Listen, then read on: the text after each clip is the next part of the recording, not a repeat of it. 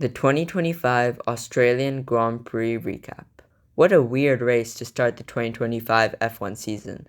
The formation lap took Isaac Hadjar out of contention when his wheel spun on the painted white line and sent him towards the wall. I know that we all felt terrible when he started crying after getting out of the car and was sweetly consoled by Lewis's father. Next, unfortunately, on the first lap of the race, the home debutant Jack Doohan was caught out by the painted lines and had to retire. He has had a lot of pressure from Alpine because of the promising reserve driver Franco Colapinto, and he needs to perform.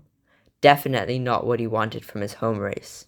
Under the safety car, Carlos Sainz, making his debut with the impressive-looking Williams team, spun around with a brake issue, smashing into the barriers on the last turn. Definitely not what he wanted either. After a lot of laps under the safety car, where I can imagine many people fell asleep, we finally got racing again, with McLaren showing the paddock just how much pace they have in their rocket ship of a car. Max Verstappen seemed to be keeping pace with them in his Red Bull, but with a rare mistake and his tires losing grip, fell behind.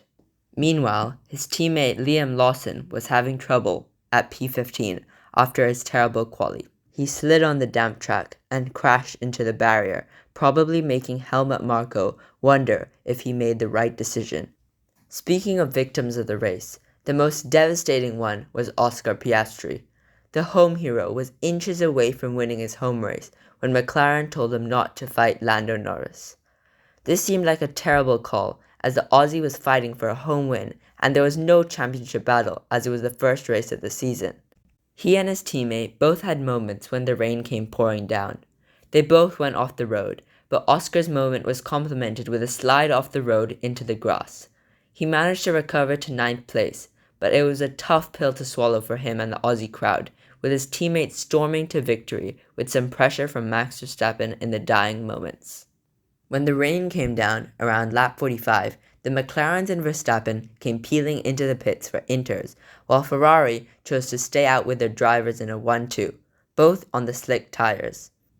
This was just about as smart as a response as when Charles Leclerc told the team in the middle of the race that the car was flooding with water, and his engineer told him that it must be the water.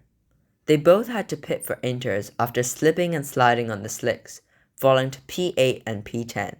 Ferrari are currently P7 in the championship behind Sauber. There were some honorable drives from Russell, Antonelli, Albon, Stroll, yeah, you heard me right, and Hülkenberg, who all drove clean races and bagged points home for their respective teams. Antonelli especially impressive on debut, and Albon once again showing us just what he's capable of.